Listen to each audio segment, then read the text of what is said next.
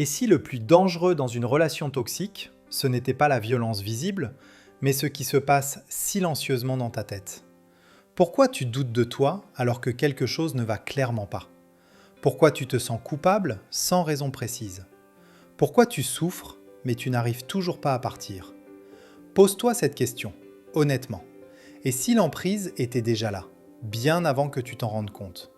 Dans cette vidéo, on va voir les indices que tu es déjà sous emprise d'un pervers narcissique.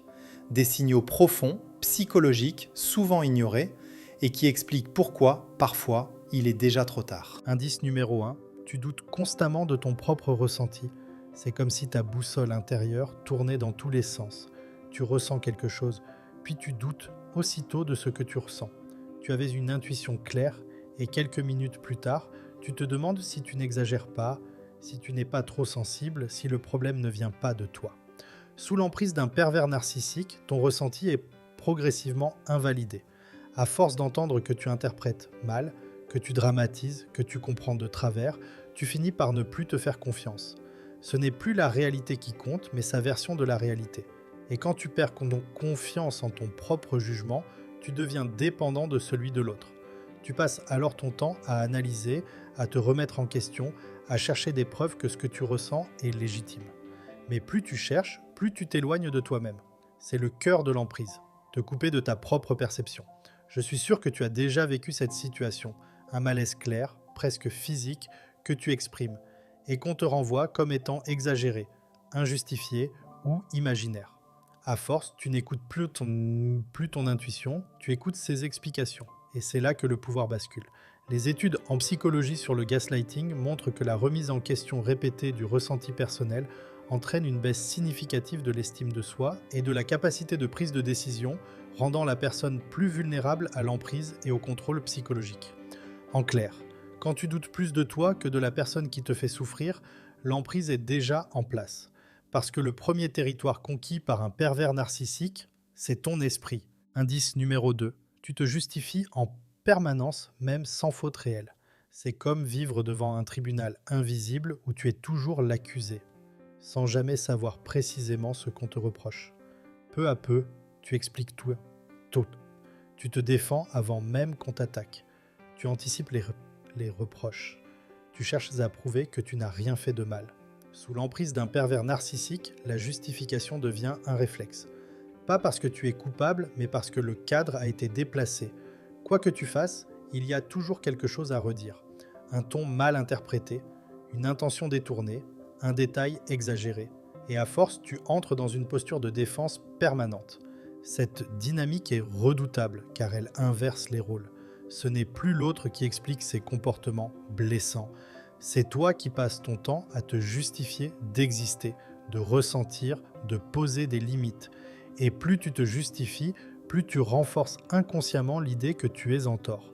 Je suis sûr que tu as déjà vécu cette situation.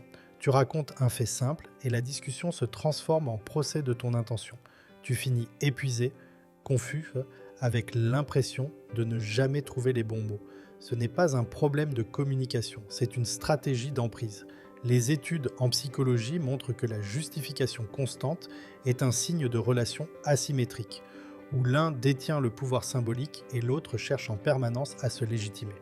À long terme, cela entraîne une baisse de l'estime de soi et une dépendance émotionnelle accrue. En clair, quand tu te justifies même quand tu n'as rien à te reprocher, ce n'est plus un échange. C'est une domination psychologique déjà installée. Indice numéro 3. Tu ressens de la culpabilité sans savoir pourquoi. C'est comme porter un poids invisible sur la poitrine. Tu te sens mal, mais tu serais incapable d'expliquer précisément ce que tu as fait de travers. Il n'y a pas de faute claire, pas d'erreur identifiable, et pourtant la culpabilité est là, persistante. Sous l'emprise d'un pervers narcissique, la culpabilité n'est plus liée à des actes réels. Elle est instillée par des sous-entendus, des silences lourds, des soupirs, des phrases floues comme « je suis déçu »,« je ne te reconnais plus »,« j'attendais autre chose de toi ». Rien de concret, mais suffisamment pour te faire porter le malaise. Petit à petit, ton cerveau fait une association dangereuse. Si l'autre va mal, c'est forcément de ta faute. Tu te mets à surveiller tes paroles, tes émotions, tes réactions. Tu cherches à réparer un problème que personne n'a clairement nommé. Et cette culpabilité te retient, te freine, t'empêche de partir.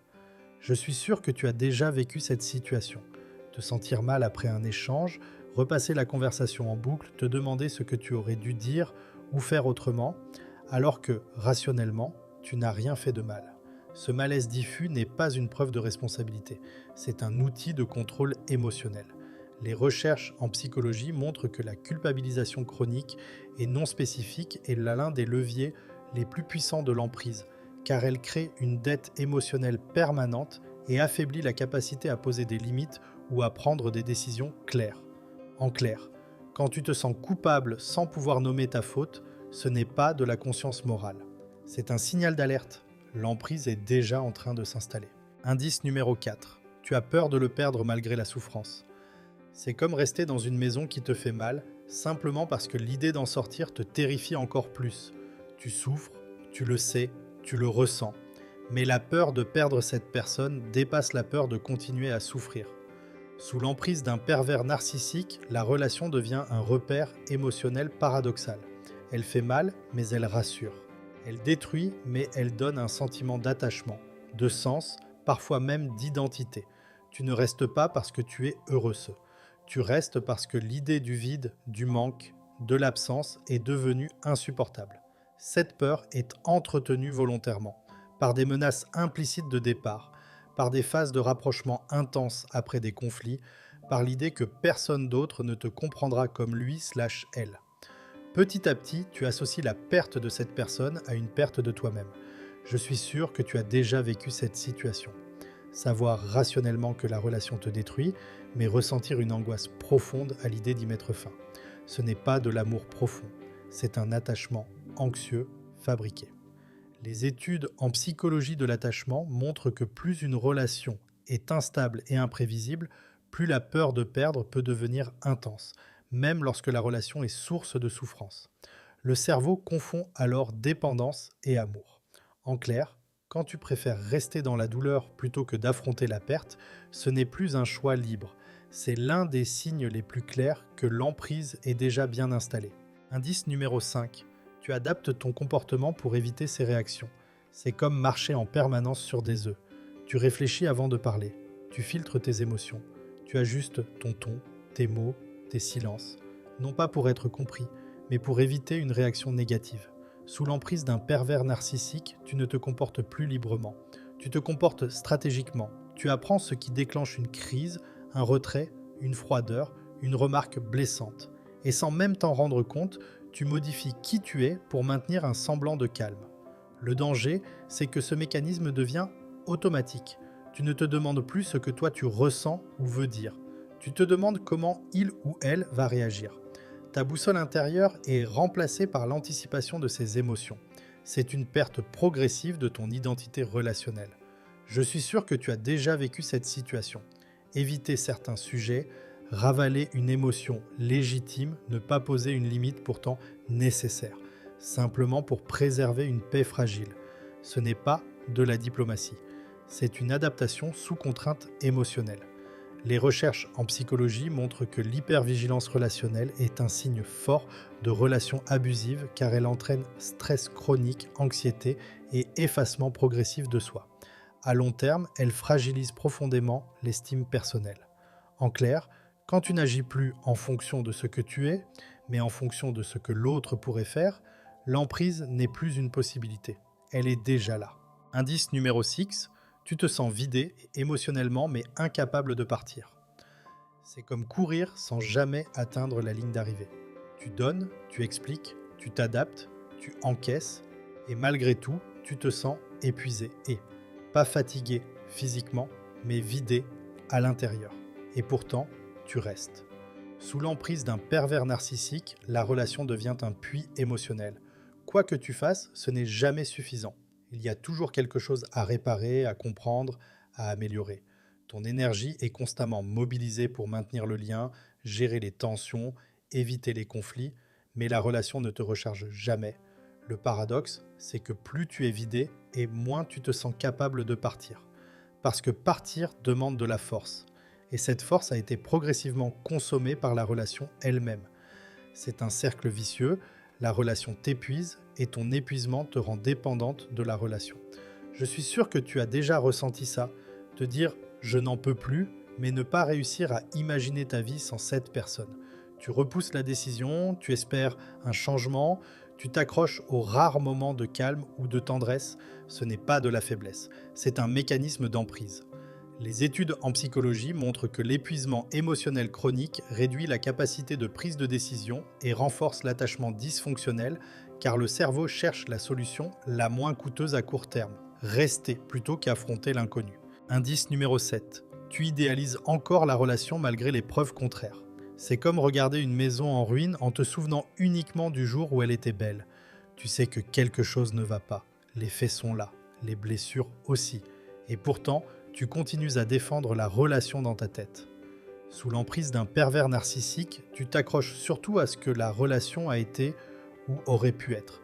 Tu minimises le présent, tu excuses les comportements toxiques, tu te dis que ce n'est qu'une mauvaise période, que au fond, elle est comme au début, que personne n'est parfait.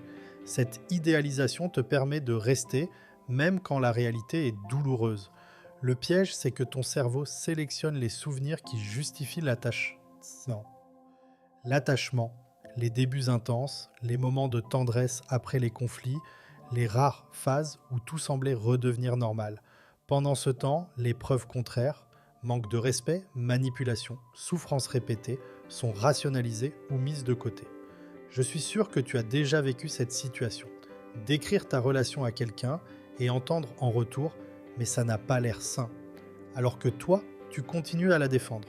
Pas parce que tu es aveugle, mais parce que ton attachement est devenu plus fort que la réalité. Les études en psychologie parlent de biais cognitifs de dissonance. Plus on investit émotionnellement dans une relation, plus on a tendance à en nier les aspects négatifs pour préserver une cohérence intérieure. Dans une relation d'emprise, ce mécanisme est exacerbé.